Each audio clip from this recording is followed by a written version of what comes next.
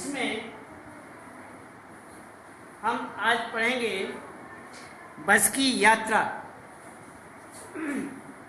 बस की यात्रा के अंतर्गत ये किसका लिखा हुआ है?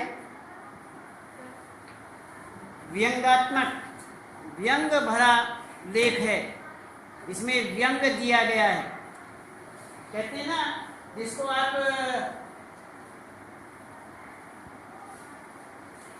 टॉन्ट कहते हैं ना, व्यंग देना है।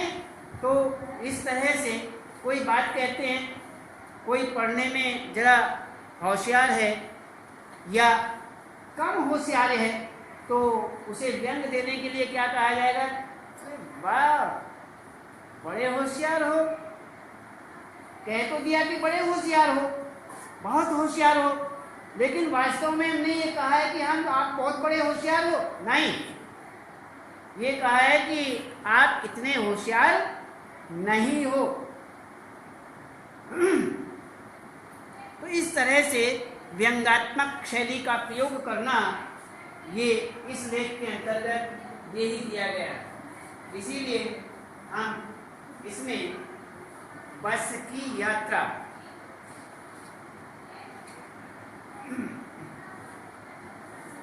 देखिए, बस की यात्रा में हम 5 मित्रों ने तय किया। 5 मित्रों ने क्या तय किया?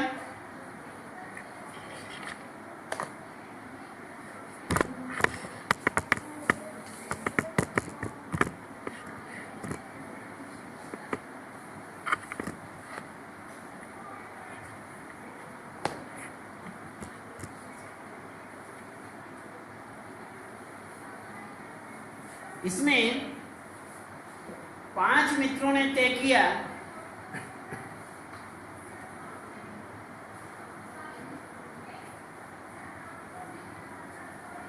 कि शाम 4 बजे की बस से चले। किताब नहीं?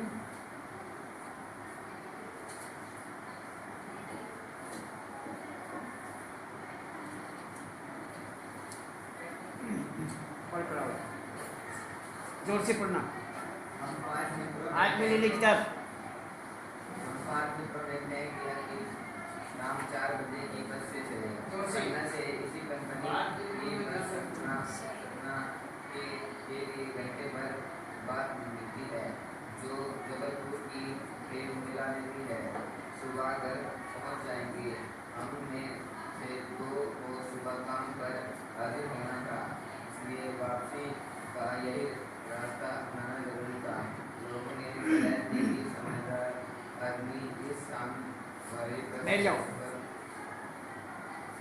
पन्ना से इसी कंपनी की बस सतना के लिए, स्थान है, स्थानों के नाम है पन्ना सतना। तो कंपनी से बस सतना के लिए घंटे भर बाद मिलती है, जो जबलपुर की ट्रेन मिला देती है। अर्थात यदि उस बस में हम बैठ लें तो जबलपुर वाली ट्रेन हमें मिल जाएगी। तो मिला देती है अर्थात मिल जाती है। सुबह घर पहुंच जाएंगे। हम में से 2 को सुबह काम पर हाजिर होना था। काम पर हाजिर होना था अर्थात ड्यूटी देनी थी। नौकरी करते होंगे, इसलिए हाजिरी देनी थी, वहाँ पर जाना था, ड्यूटी पर जाना था, हाजिर होना था, इसलिए वापसी का यही रास्ता अपनाना जरूरी था। लोगों ने सलाह दी कि समझदार आदमी इस शाम वाली बस से सफ़र नहीं करते हैं। क्या रास्ते में डाकू मिलते हैं? उन्होंने पूछा, क्या रास्ते में डाकू मिलते हैं? नहीं, बस डाकिन है, बस ही डाकिन है, डाकू नहीं मिलते हैं। ये जो बस है ना, यही डाकिन है, यही डाकिन है।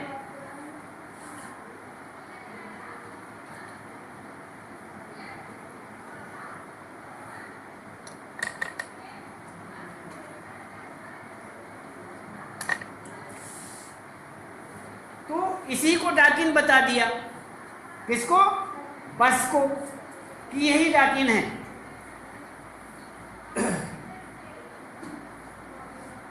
तो इसने बस को देखा तो श्रद्धा उमड़ पड़ी। जब बस सामने आई तो बड़ी श्रद्धा भाव सा हुआ कि किसके प्रति? बस के प्रति श्रद्धा का भाव उमड़ आया। खूब वयोवृद्ध थी। वयोवृद्ध होना बूढ़ी, टूटी फूटी, अर्थात बहुत टूटी फूटी थी, जो कमजोर थी। ऐसी टूटी फूटी सी बस जो चलते हुए भी डोलती रहती है, हैं? चलना भी जिसको मुश्किल हो जाता है, जो बूढ़ा आदमी होता है, जो बूढ़ा महिला या पुरुष होता है, उसे चलने में भी दिक्कत होती है, हैं? बोलने में भी दिक्कत होती है, खाने पीने में भी ऐसा ही हाल होता है, हैं? चलना फिरना, खाना पीना, सब कुछ में दिक्कत आती है और वह कुछ भी नहीं कर पाता। इसीलिए टूटा फूटा उस गाड़ी को देख कर के वो कहने लगे वयोवृद्ध अर्थात बूढ़ी बस आ गई है, टूटी फूटी है, इसलिए श्रद्धा का भाव उमड़ आया। तो यहाँ पर सदियों के अनुभव के निशान लिए हुए थी, सदियों के अनुभव के निशान लिए हुए थी। देखिए कोई भी लेखक है, थोड़ा सा उसे भाव कुछ होता है, वाक्य के शब्द कुछ होते हैं, इसलिए यहाँ क्या लिखा हुआ है वाक्य में? सदियों के। सदियाँ मीन्स बहुत पहले से। जब वह नई बनी होगी गाड़ी तभी तो रोड पर दौड़ी होगी, समझ रहे? जब बच्चा जन्म लेता है तो छोटा होता है ना, और धीरे धीरे वो धीरे धीरे बढ़ना शुरू कर देता है। छोटा, फिर बड़ा, युवा अवस्था में आ गया, जवान अवस्था में आ गया, उसके बाद धीरे धीरे घटना शुरू, वृद्ध होना शुरू हो गया। क्यों? उम्र बढ़ती जाएगी तो शरीर कमजोर होता जाएगा, धीरे धीरे घटना शुरू हो जाता है। तो धीरे धीरे अब जब कोई बूढ़ा आदमी है तो उसको क्या कहा जाएगा? अरे इसने तो बहुत सारी दिवालियाँ खाई हुई हैं। दिवालियाँ मीन्स ये भी एक वाक्य अलग ही हो गया। अर्थात ये जन्म से लेकर आज तक हर वर्ष दिवाली आती है ना, तो ये बूढ़े हो चुके हैं, बहुत बूढ़े हैं, बड़े हैं, बुजुर्ग हैं, इसलिए हमारे सबके सम्मानित हैं। इसलिए तो यहाँ पर वही कहते हैं सदियों के अनुभव, इसने एक्सपीरियंस किया हुआ है, सदियों का अनुभव है, बहुत लंबे समय का अनुभव है, अर्थात गाड़ी बहुत समय से चलती आ रही है। सीधे शब्दों में यदि कहा जाए कि गाड़ी को चलते चलते सड़क पर बहुत समय, बहुत वर्ष बीत गए हैं, इसलिए चलते चलते बूढ़ी हो गई है, टूट फूट हो गई है, कमज़ोर हो गई है। अर्थ है इसका ये, लेकिन लेखक जो है वो वाक्य बना करके अलग से बनाता है। सदियों के अनुभव के निशान लिए हुए हैं, निशान लिए हुए हैं, ऐसी दिखाई देती है जैसे सदियों से चलती आ रही हो। लोग इसीलिए इससे सफ़र नहीं करना चाहते। क्यों? कभी कभी इधर को टूट जाए, इधर से टूट जाए, या फिर बीच में रुक जाए। बहुत सारी गाड़ियाँ रुकती चली जाती हैं, कभी पंचर हो जाता है, कभी टूट फूट हो जाती है, कोई कारण और बन जाता है। तो ये कहते हैं इसलिए इससे सफ़र नहीं करना चाहते कि वृद्धावस्था में इसे कष्ट होगा, इसे कष्ट होगा, इसके ऊपर बैठेंगे, वृद्धावस्था है, कभी इसको परेशानी हो, इसीलिए इसमें सफ़र कम करते हैं, सफ़र नहीं करते हैं। यह बस पूजा के योग्य थी, बड़ी उम्र की हो गई, इसलिए इसकी तो पूजा करनी चाहिए। उस पर सवार कैसे हुआ जा सकता है? जो वृद्ध हो चुका है, बड़ा हो चुका है, श्रद्धा का भाव जिसके प्रति आता है, वह उस पर सवारी कैसे करें? वह तो एक पूजा के योग्य है, उसकी तो पूजा करनी चाहिए। बस कंपनी के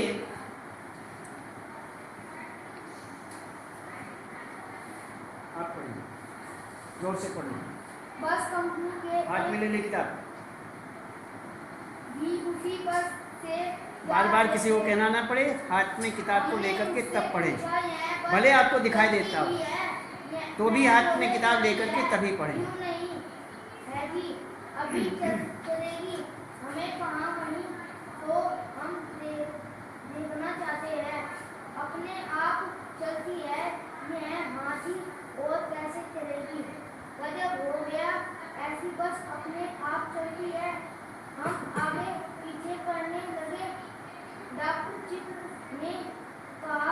चित्र कहाँ लिख रहा है?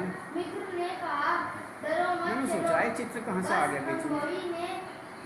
अनुभवी है, नई नवेली बसों से ज्यादा शिवसैनी है। हमें शिवसैनी या सिप्पे सालार विश्वसनीय है। हमें अच्छा इसे कह रहा बैठा की जोर से तरह प्यार से शाबाश, बैठ जाइए, बहुत बढ़िया। हाँ देखिए, विश्वसनीय इसमें अलग अलग है। यह बस चलती भी है, यह बोले चलती क्यों नहीं है, अभी चलेगी। हमने कहा वही तो हम देखना चाहते हैं, अपने आप चलती है ये? हाँ जी, अपने आप ही तो चलती है। और कैसे चलेगी? गजब हो गया, ऐसी बस अपने आप चलती है, इतनी बूढ़ी बस, ऐसी कमजोर बस, ये अपने आप चलती है, ये तो गजब हो गया। आश्चर्य की बात है, ये अपने आप चलती है। जो बूढ़ा हो चुका है, जिसमें हिम्मत नहीं है, और वह भी अपने आप चलती है, आश्चर्य की बात है। यहाँ व्यंग्यात्मक लेख है, ध्यान रखना, व्यंग देते हैं हर बात में, व्यंग्यात्मक शैली में ये लेख लिखा हुआ है। तो हम आगा पीछा करने लगे, कभी आगे कभी पीछे, आगा पीछा करना, आगे या पीछे। डॉक्टर मित्र ने कहा, डरो मत, चलो, बस अनुभवी है, बस को बहुत अनुभव है, बहुत एक्सपीरियंस है, वो परेशान नहीं करेगी हमें, उसमें हम बैठेंगे, हमें वो परेशान नहीं करेंगे, बहुत बड़ा अनुभव है इसको। नई नवेली बसों से ज़्यादा विश्वसनीय। नई नवेली किसे कहते हैं? जो नई नई होती है, नई नवेली, नई नवेली नई बस को कहते हैं, बस इतना ही मान लीजिए। उससे ज़्यादा एक्सपीरियंस, अर्थात उन बसों से ज़्यादा विश्वसनीय, विश्वास है इसको, ये विश्वसनीय योग्य है, अर्थात इस पर विश्वास किया जा सकता है। उन नई बसों पर विश्वास नहीं किया जा सकता, लेकिन इस पर किया जा सकता है। क्यों? यह एक्सपीरियंस होल्डर है, इसे बहुत अनुभव है, बहुत एक्सपीरियंस है, तो इसीलिए इस पर विश्वास कर लेना चाहिए, नई बसों पर नहीं। नई नवेली अर्थात नई बसों के विषय में कहा। तो हमें बेटों की तरह प्यार से गोद में लेकर चलेगी, जैसे बेटों को गोद में लेकर के चलते हैं माँ, उसी प्रकार से ये हमें अपने गोद में लेकर के चलेगी। हमें घबराने की बात नहीं। कोई माँ की गोद में जाकर के कोई घबराना होता है क्या? कोई घबराता है क्या? यदि कहीं घबराहट हो रहा हो तो माँ की गोद में घुस जाते हैं, जाकर के चिल्लाते हैं माँ माँ माँ माँ, हैं, कह करके माँ की गोद में घुस जाते हैं। कोई किसी तरह की कोई परेशानी हो, क्या कहते हैं? माँ माँ बोलते हैं, माँ ही निकलता है मुँह से। इसीलिए ये माँ के बराबर है। ये हमें अपने पास गोद में बैठा करके जिस प्रकार से माँ बड़े प्यार से और सुरक्षित लेकर के चलती है, उसी प्रकार से ये भी हमें लेकर के चलेगी। हम बैठ गए। जो छोड़ने आए थे वे इस तरह देख रहे थे जैसे अंतिम विदा दे रहे हैं, ऐसा देख रहे थे छोड़ने वाले, जैसे बस आज के बाद पता नहीं मिलेंगे या नहीं मिलेंगे। क्यों? बस जो है टूटी फूटी सी थी, पता नहीं कहीं एक्सीडेंट हो बैठे, कोई और कारण बन जाए, पता नहीं। जिनको छोड़ने आए थे, जो छोड़ने आए थे, वे वापसी जाते हुए घबरा रहे थे। ऐसा दिखाई दे रहा जैसे ये सोच रहे हों कि बस आज तो अंतिम विदा है, पता नहीं ये बस वहाँ तक पहुँचाएगी या नहीं पहुँचाएगी, कभी बीच में ही सत्य सत्य हो जाए, हैं? राम राम सत्य, इनका कुछ नहीं भरोसा, इस बस का कोई भरोसा नहीं। आना जाना तो लगा ही रहता है, आया है सो जाएगा, राजा रंक फकीर। कोई भी जो भी आया है वो राजा हो, रंक हो। रंक कैसे किसे कहते हैं? भिखारी को। राजा महाराजा है, रंक भिखारी, और फकीर भी एक सन्यासी होते हैं, जो कुछ जिनके पास कुछ नहीं होता है। तो इसमें आदमी को कूच करने के लिए एक निमित्त चाहिए, कुछ करने के लिए, जाने के लिए, चलने के लिए कोई आधार चाहिए, निमित्त चाहिए। तो इंजन सचमुच स्टार्ट हो गया, ऐसा जैसे सारी बस की इंजन है और हम इंजन के भीतर बैठे हैं। कांच बहुत कम बचे थे, टूटे फूटे थे, कांच टूट चुके थे, उनके शीशे वगैरह टूटे हुए थे बस के। कांच बहुत कम बचे थे, जो बचे थे उनसे हमें बचना था। जब कोई कांच टूट जाता है उस समय वो बड़े तेज हो जाते हैं ना, इसलिए उस समय बचना उनसे बहुत ज़रूरी होता है। जो कांच टूटा नहीं है, जो खिड़की बनी हुई है और वो कांच लगा हुआ है, उस पर आप सट कर बैठ सकते हैं, उसके पास अड़ करके बैठ सकते हैं। लेकिन यदि वह टूट जाए और उसमें तिरछेपन से शीशे कुछ बाकी रह जाएं, तो क्या उसके पास लग सकते हो? नहीं, उससे बच कर के रहोगे। यदि इसके पास लगा तो ये हमें फाड़ डालेगा, हैं? तो इस तरह से हम विशेष रूप से इस बात का ध्यान रखते हैं, तो हम ये मानते हैं। तो इसमें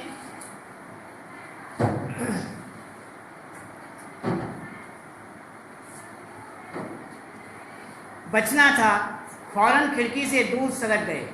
इंजन चल रहा था, हमें लग रहा था कि हमारी सीट के नीचे इंजन बोल रहा है, इंजन है। बस सचमुच चल पड़ी और हमें लगा कि यह गांधी जी के असहयोग और अविनय अवज्ञा आंदोलनों के वक्त अवश्य जवान रही होगी। जब आंदोलन का समय था, गांधी जी ने असहयोग आंदोलन किया था, उस समय ये जरूर, बहुत पुरानी बता दी, उस समय जवान होगी, नई नवेली होगी, जवान होगी, लेकिन अब बूढ़ी हो चुकी है। हर हिस्सा, बस का हर हिस्सा, हर अंग क्या हो गया? हर हिस्सा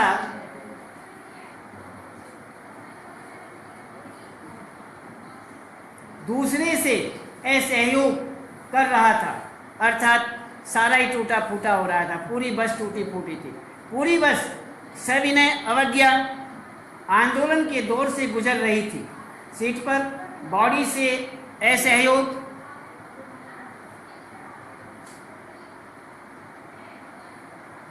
चल रहा था। कभी लगता सीट बॉडी को छोड़कर आगे निकल गई है, कभी लगता कि सीट को छोड़कर बॉडी आगे भागी जा रही है। 8-10 मील चलने पर सारे भेदभाव मिट गए। यह समझ में नहीं आता था कि सीट पर हम बैठे हैं या सीट हम पर बैठी है। एकाएक बस रुकी, मालूम हुआ कि पेट्रोल की टंकी में छेद हो गया है। पेट्रोल की टंकी थी, वह फट गई। वही हुआ ना जो सोच रहे थे। ड्राइवर ने बाल्टी में पेट्रोल निकालकर उसे बगल में रखा और नली डाल करके इंजन में भेजने लगा।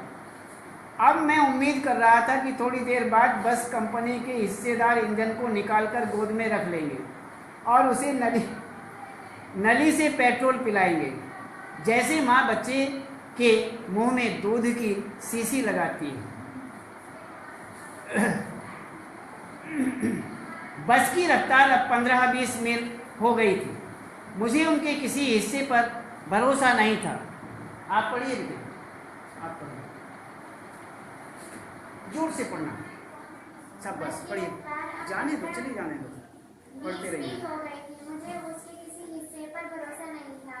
ब्रेक फेल हो सकता था, स्टीयरिंग टूट सकता है। हाँ। प्रकृति के दृश्य बहुत लुभावने थे। दोनों तरफ हरे भरे पेड़ थे जिन पर पक्षी बैठे थे। मैं हर पेड़ को अपना दुश्मन समझ रहा था, जो पेड़ आकर ही इससे बस टकराएगी। वह निकल जाकर एक दूसरे पेड़ का इंतजार करता। जीव मिट्टी को सोचता कि इसमें बस बोतल लगा जाएगी। एकाएक फिर बस रुकी। ड्राइवर ने तरह की तरकीबें की, पर वह चली नहीं। सविनय अवज्ञा आंदोलन शुरू हो गया था। कंपनी के हिस्सेदार कह रहे थे बस तो फर्स्ट क्लास है जी। यह तो इत्तेफाक की बात है। शीन चांदनी में वृक्षों की छाया के नीचे वह बस पड़ी रहने लग रही थी। लगता जैसे कोई वृद्धा थककर बैठ गई हो। हमें गर्मी हो रही थी कि बेचारी पर लदकर हम चले आ रहे हैं। अगर इसका प्राणता हो गया तो इस बेवान ने प्राणांत हो गया तो प्राणांत अर्थात प्राण का अंत, प्राणांत कहते हैं प्राणों का अंत अर्थात मृत्यु, मर जाना। इस बियाबान में हमें इसकी अंत्येष्टि करनी पड़ी। अंत्येष्टि बोलो इसे, अंत्येष्टि। अंत्येष्टि। आगे नहीं है तो पढ़ो। हिस्सेदार साहब ने इंजन खोला और कुछ सुधार बस आगे चले। उसकी चाल और कम हो गई थी। धीरे धीरे ब्रदर की आंखों को ज्योति जाने लगी। चांदनी में रास्ता टटोलकर वह रेंग रही थी। आगे या पीछे से कोई गाड़ी आती थी तो वह एकदम किनारे खड़ी हो जाती और कहती, निकल जाओ बेटी। अपनी तो वह उम्र ही नहीं रही। एक पुलिया के ऊपर पहुंची ही थी कि एक टायर फिस करके बैठ गया। वह बहुत जोर से हिलकर थम गई।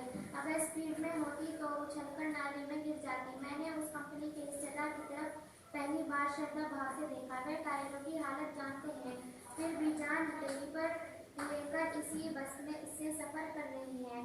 उत्सर्ग की ऐसी भावना दुर्लभ है। सोचा, इस आदमी के साहस और बलिदान भावना का सही उपयोग नहीं हो रहा है। इसे तो किसी क्रांतिकारी आंदोलन का नेता होना चाहिए। अगर बस नाले में गिर पड़ती और हम सब मर जाते तो देवता बाहें पसारे उसका इंतजार करते, कहते वह महान आदमी आ रहा है जिसने एक टायर के लिए प्राण दे दिया। मर गया पर टायर नहीं बदला। दूसरा घिसा टायर लगाकर बस फिर चली। अब हमने वक्त कर पन्ना पहुंच